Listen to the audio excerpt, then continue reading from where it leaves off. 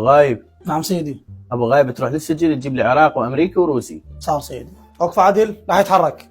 انا اليوم قررت اطلع الذكي من السجن. كل شخص بيكم يسوي له اختراع او يبتكر له فد شيء من هنا ل 30 يوم راح نطلق صراحه. وات؟ عين ابو غايب هذا شو يقول؟ سيدي يقول شنو؟ ما فهمت.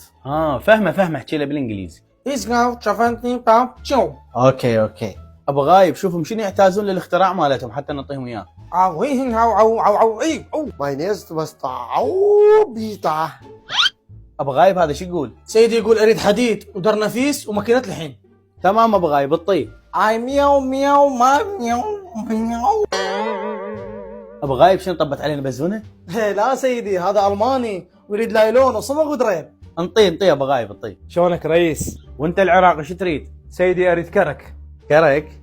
اي سيدي كرك. هذا ايش راح يخترع به كرك؟ ابو غايب اعطيه الكرك. صار سيدي. ابو غايب بعد 30 يوم بس يكملون الاختراعات مالتهم جيبهم. صار سيدي. يلا مشوا. يلا ولكم امشوا.